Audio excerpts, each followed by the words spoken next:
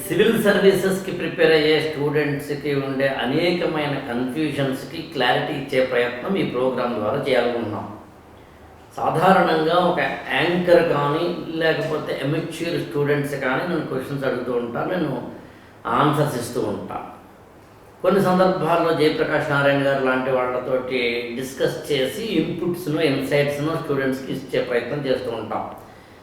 First time నేను ఇద్దరు faculty resource persons come already prepare అవుతున్న యాస్పిరెంట్స్, అంటే దాదాపుగా గత 4-5 ఏళ్లుగా సివిల్ సర్వీసెస్ ప్రిపరేషన్లో ఉండి మంచి కోచింగ్ తీసుకుని దాదాపు అన్ని పుస్తకాలు చదివేసి టెస్ట్ సిరీస్ రాసేసి ఒక స్థాయికి వచ్చి మెయిన్స్ లాంటివి కూడా రాసి గ్రూప్ 1 గ్రూప్ 2 లాంటివి కూడా రాసి వివిధ కోచింగ్ సెంటర్లలో ఒక ఫ్యాకల్టీ గాను లేదా కంటెంట్ రిసోర్స్ పర్సన్స్ గాను పనిచేస్తూ ప్రస్తుతం కనెక్టెక్ నాలెడ్జ్ సెంటర్ వారి కనెక్టెక్ ఐఏఎస్ అనే ఒకనొక సంస్థకి కంటెంట్ రైటర్స్గా కంటెంట్ కాపీ ఎడిటర్స్గా పనిచేస్తున్న ఇద్దరితోటి నేను ఇంటర్వ్యూ చేయాలనుకుంటున్నాను.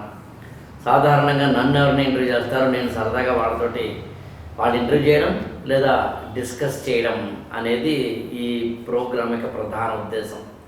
Thank you so much Shakul and Nagamani. Thank you sir, pleasure is ours. మా ప్రోగ్రామ్కి వచ్చినందుకు. ఇవాళ స్టూడెంట్స్ ఒకప్పుడు మేము చదువుకునేటప్పుడు ఓన్లీ కోచింగ్ అన్న పదం మాత్రమే ఉండేది. అందులో కూడా మళ్ళీ కన్ఫ్యూజన్ ఏం లేదు, ఆన్లైన్ ఆఫ్లైన్ హైబ్రిడ్ ఏం లేదు. వెళ్తే ఢిల్లీ వెళ్ళాలా లేకపోతే హైదరాబాద్ వెళ్ళాలా. ఇవాళ ఆన్లైన్ కోచింగా ఆఫ్లైన్ కోచింగా, హైదరాబాద్ ఢిల్లీయా, మెంటరింగ్ తీసుకోవాలా, సెల్ఫ్ స్టడీ చేస్తే సరిపోతుంది కదా. ఆల్రెడీ ఇంటర్నెట్లోనే కావాల్సినంత కంటెంట్ దొరుకుతున్నప్పుడు, ఫ్రీగా గైడెన్స్ కూడా దొరుకుతున్నప్పుడు యూట్యూబ్లో, మళ్ళీ నేను ఎందుకు ఒక కోచింగ్ తీసుకోవాలి లాంటి కన్ఫ్యూషన్స్ అనండి లేదా అజంప్షన్స్ అనేవి స్టూడెంట్స్కి ఉన్నాయి. నాకు మీరు చెప్పండి స్ట్రైట్గా, మీరు ఆల్రెడీ వాజీరామ్లో కోచింగ్ తీసుకున్నవారు, మీరు వివిధ కోచింగ్ సెంటర్లకి కంటెంట్ రైటర్గా పనిచేస్తూ ఇప్పుడు కనెక్టెక్ తోటి పని చేస్తున్న వాళ్ళు, అన్నిటికన్నా ఇంపార్టెంట్ మీరు ఆల్రెడీ మెయిన్స్ లాంటివి లేదా గ్రూప్ 1 లాంటి గ్రూప్లో రాసి ఉన్నవారు. సింపుల్ క్వశ్చన్ అడుగుతాను, కోచింగ్ బెస్టా, మెంటరింగ్ బెస్టా, సెల్ఫ్ స్టడీ బెస్టా? సార్, మీరు అన్నట్టు కోచింగ్ ఇంపార్టెంటా, గైడెన్స్ ఇంపార్టెంటా, మెంటర్షిప్ ఇంపార్టెంటా అన్న క్వశ్చన్స్ రావడం ఈజ్ వెరీ న్యాచురల్. అది ఎవరికైనా వస్తుంది. ఇన్ మై పర్స్పెక్టివ్, నేను కోచింగ్ తీసుకున్నాను కాబట్టే నేను బెటర్ అయ్యాను. ఇన్ మై పర్స్పెక్టివ్, నేను మెంటర్షిప్ తీసుకున్నాను కాబట్టే నేను బెటర్ అయ్యాను. ఇన్ మై పర్స్పెక్టివ్, నేను సెల్ఫ్ స్టడీ ఇప్పుడు చేస్తున్నాను కాబట్టే నేను బెటర్ అవుతున్నాను.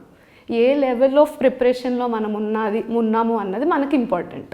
సో మీరు ఎమెచ్యూర్గా వచ్చారనుకోండి, ఖచ్చితంగా కోచింగ్ తీసుకోవాలి. Coaching is very very pivotal in this preparation. Offline best, online best coaching? I prefer offline coaching sir, because I went for offline. ఎందుకు అంటే అక్కడ నీకు ఆ కాంపిటేటివ్ స్పిరిట్ బిల్డ్ అవుతుంది. నీతో పాటు 600 మంది నీ క్లాస్లో కూర్చుంటున్నారు అంటే వాళ్ళతో పాటు నువ్వు పోటీ పడుతున్నావు. డైలీ నువ్వు సీట్ కోసమే పోటీ పడుతున్నావు అంటే తర్వాత నీకు పోస్ట్ కోసం నువ్వు ఎంత పోటీ పడాలి అన్నది నీకు ఆ పర్స్పెక్టివ్ అన్నది అక్కడ బిల్డ్ అవుతుంది సార్. నీకు అక్కడ బర్నింగ్ డిజైర్ ఎంత ఉన్నా ఎక్స్టర్నల్ ఫ్యాక్టర్ నీకు పుష్ చేస్తున్నప్పుడు it will help you in preparation better. మరి ఎందుకు ఈ సెల్ఫ్ స్టడీ మెంటరింగ్ లాంటి పదాలు వచ్చాయంటారు? అంటే సార్, కోచింగ్ అన్నది ఇప్పుడు నువ్వు సెకండ్ ఇయర్ ప్రిపేర్ అవుతున్నావు, సెకండ్ ఇయర్కి మళ్ళీ నువ్వు కోచింగ్ తీసుకోలేవు కదా సార్. నువ్వు ఆల్రెడీ ఒక అటెంప్ట్ ఇచ్చావు, కానీ నీకు తెలియట్లేదు నువ్వు ఎక్కడ తప్పు వెళ్తున్నావు, where did you go wrong అన్నది నీకు అర్థం అవ్వట్లేదు. అలాంటి టైంలోనే గైడెన్స్ కానీ మెంటార్ కానీ ఇంపార్టెంట్ అని నేను బిలీవ్ చేస్తాను. అలాంటప్పుడు మెంటార్షిప్ విల్ హెల్ప్. అంటే ఆల్రెడీ కోచింగ్ తీసుకున్న వాళ్ళకి మెంటర్షిప్ ఉండి తీరాలా, మనకు పైన పర్లేదా? ఉండి తీరాలి అని మాత్రమే నేను నమ్ముతాను సార్. మీరు అన్నారు ఇందాక ఫ్రీగా చాలా కంటెంట్ ఉంటుంది, ఫ్రీగా గైడెన్స్ ఉంటుంది అని. Anything that comes free is dangerous అని నేను నమ్ముతాను. Because anything that comes free is dangerous అని నేను నమ్ముతాను. ఎందుకంటే ఆ ఫ్రీగా వచ్చింది ఎక్కడ ఎప్పుడు ఎంతవరకు ఫ్రీగా తీసుకోవాలి అన్న క్లారిటీ మనకు ఉండదు. ఆ క్లారిటీ మనకు కావాలి అంటే మనకు ఒక గురువు కానీ మెంటార్ కానీ గైడ్ కానీ ఉండాలి. అది తప్పనిసరి అని నేను నమ్ముతాను. సో ఇప్పుడు మేడం చెప్పినట్టు I agree with her sir. Most of the part తను చెప్పినట్టు కోచింగ్ అనేది నెసరీ ఒక పాయింట్ తర్వాత. అండ్ మోర్ ఓవర్ మనం చూసుకుంటే నా పర్సనల్ ఎక్స్పీరియన్స్ నుంచి ఈ సెంట్రల్ సిలబస్ ఎన్సీఆర్టీ సిలబస్ అవి ప్రిపేర్ అయిన వాళ్ళ వరకు ఇట్స్ ఓకే, కానీ మన స్టేట్ సిలబస్లో చూసుకుంటే అంత యూపీఎస్సీ రిలవెంట్ కానీ ఎక్కువ emphasise on science and social కానీ తక్కువ ఉంటుంది సార్. సో ఎవరైతే ఈ స్టేట్ సిలబస్ నుంచి వచ్చారో, ఆ బ్యాక్గ్రౌండ్ నుంచి వచ్చారో, వాళ్ళకి ఖచ్చితంగా ఒక ఎన్సీఆర్టీ ఫౌండేషన్ కావాలి, అలానే ఒక కోచింగ్ కావాలి. సో ఈ స్టార్టింగ్ బేసిక్స్ వరకు మనకి కోచింగ్ కవర్ చేస్తుంది. ఒక 1.5 year కోచింగ్ అయిపోయిన తర్వాత మనం we can go into self study as well as mentorship sir. అదే నేను కూడా సాధారణంగా ఏమంటానంటే first offline coaching is preferable. అవును సార్. ఎవరైనా మొట్టమొదటిగా ఫీల్డ్లోకి దిగుతుంటే ఆఫ్లైన్ కోచింగ్కి వెళ్ళడం అనేది ద బెస్ట్ ఆప్షన్. అవును సార్. అది ఫౌండేషన్ లాంటిది, పునాది. అవును. ఆ తర్వాత నెమ్మదిగా పిల్లర్స్ను బీమ్స్ లేపే సమయానికి కావాలంటే ఎవరైనా ఒక మెంటర్షిప్ పెట్టుకోవాలి. అవును. అవును సార్. సో నేను ఇందాక మిమ్మల్ని అడిగాను, మెంటర్షిప్ అనేది ఎందుకు ఇవాళ ఒక కాయిన్ అయింది, అంతకుముందు లేనిది అన్నప్పుడు నాకు తెలిసి 3 కారణాలు ఉన్నాయి. ఒకటేంటంటే మేము చదువుకునే రోజుల్లో కాంపిటీషన్ తక్కువ ఉండేది. 100కి 80-85 వస్తే అంటే 85% వస్తే కింగ్. తర్వాత 2000s అంటే ఈ మిలీనియంలోకి మనం ఎంటర్ అయ్యేసరికి 100కి 90-95 వస్తే కింగ్. క్లాసులో కూడా అందరికీ 90 వచ్చేవి కావు, ఎక్కువ మందికి వచ్చేవి 95 దాటిన వాళ్ళు ఒక 5 to 6 మెంబర్స్ ఉండేవా.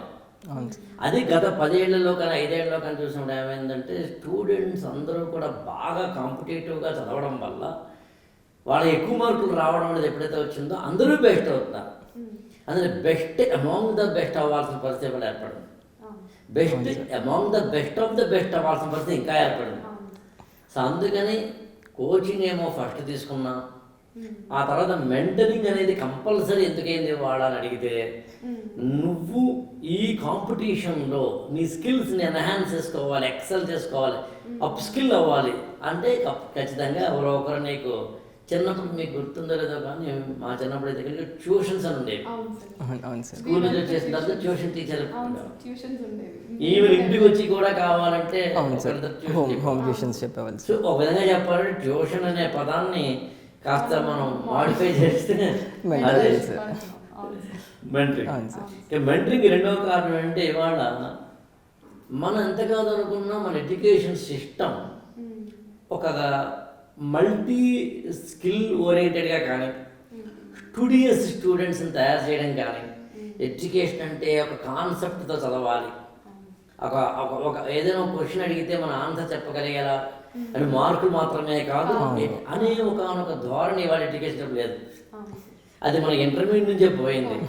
మనకి కార్పొరేట్ కాలేజీలు ఎప్పుడైతే వచ్చినాయో మార్కులు వస్తే చాలు, ఐఐటీలో ర్యాంక్ వస్తే చాలు, ర్యాంక్ వచ్చిన తర్వాత ఏదో బీటెక్లో ఎక్కడ చదివితే చాలు, అయిపోయిన తర్వాత ఓకే 4 ఏళ్ళు 4 ప్రాజెక్టులు చేసేసాం, అయిపోయింది. ఆ ప్రాజెక్ట్ కూడా వీడు తయారు చేసిన ఉండదు, అంతకుముందు సీనియర్ తయారు చేసిన. ఇలాంటి ఒక ఎడ్యుకేషన్ని సబ్ స్టాండర్డ్ అధపాతాళానికి తొక్కేసిన ఈ రోజుల్లో మెంటర్ చాలా అవసరం. ఎందుకంటే ఐఏఎస్ ఎగ్జామినేషన్ ప్రిపేర్ అవ్వడం అంటే అంత ఈజీ కాదు. ఇక మూడవది ఏంటంటే ఇవాళ సోషల్ మీడియా డిజిటల్ రెవల్యూషన్ వల్ల షాకుల్లా నాగమణి గారు మల్టిపుల్ ఆప్షన్స్ స్టూడెంట్స్కి వచ్చేసినాయి. కంటెంట్ బాగా ఫ్రీగా దొరుకుతుంది, గైడెన్స్ ఇచ్చే యూట్యూబ్ ఛానల్స్ చాలా వచ్చేసినాయి. దీనివల్ల స్టూడెంట్ కన్ఫ్యూజ్ అయ్యే అవకాశం. గుర్రానికి గంతలు కట్టి నడిపిస్తారు. ఆ గంతలు కట్టి ఎందుకు నడిపించాలి అంటే మల్లె తీగ ఏదైనా వేసినప్పుడు దానికి పైన ఇలా కడతారు తాడు, లేదా ఏదైనా దోశ ఏదైనా పాదులు అంటాం, అది కట్టినప్పుడు దాని కింద రాయి కడతారు. అంటే అది డీవియేట్ అవ్వకుండా ఒక స్ట్రైట్ లైన్లో ఉండేందుకు వీలుగా. అట్లా ఇవాళ మెంటర్ ఎందుకు అవసరం ఏర్పడ్డారు అని అడిగితే ఒకే ఒక సింగిల్ ఆన్సర్ చెప్పాలి అంటే మనకి డీవియేషన్స్ అయ్యే అవకాశం ఎక్కువ అవ్వడం వల్ల ఎవరు చెప్పింది రైతే. ఏకం సత్ విప్రా బహుదా వదంతి అంటే ఉపనిషత్తు. సత్యం ఒకటే, కానీ ఎవరు పండితులు వాళ్ళ యొక్క దృక్కోణంలో చెప్తారు. సో ఈ దృక్కోణాలు మారినప్పుడు స్టూడెంట్ కన్ఫ్యూజ్ అవుతారు. కాబట్టి ఇవాళ మెంటరింగ్ అనేది అవసరమైంది యాక్చువల్గా. అదే సార్, ఇందాక నేను చెప్పినట్టు మీరు ఎంత సెల్ఫ్ స్టడీ చేస్తున్నా మెంటార్ అన్న వాళ్ళు ఖచ్చితంగా ఉండాలి. దానికోసమే Connectech has started its program called mentorship program through where we are going to give guidance to the students who want to really get into UPSC. ఇంకోటంటే మెంటరింగ్లో యాక్చువల్గా ఏంటంటే ఇండివిజువల్ ఫోకస్ ఉంటుంది. అవును సార్. అవును సార్, పర్సనల్ నువ్వేంటి, నీ స్ట్రెంగ్స్ ఏంటి. అవును సార్. నేను సాధారణంగా ఏం చెప్తానంటే, ఒక హాస్పిటల్ ఉంది, లోపల డాక్టర్ గారు కూర్చుని ఉన్నారు, బయట పేషెంట్లు ఒక 10 మంది ఉన్నారు, 20 మంది ఉన్నారు పోనీ. కాంపౌండర్ వచ్చి మీరు తలపోటున్న వాళ్ళు చేయతండి అని తలపోటున్న వాళ్ళందరినీ లేపి ఒకేసారి లోపల పంపించడం. నిజంగా అందరూ తలపోటుతో వచ్చినప్పటికీ, జ్వరంతో వచ్చినప్పటికీ ఎవరి సిమ్టమ్స్ వాళ్ళవి, ఎవరి యొక్క ఫీచర్స్ వాళ్ళవి. అందుకని మెంటరింగ్ అనేది ఏం చేస్తుందంటే ఇండివిజువల్ ఫోకస్ చేస్తుంది.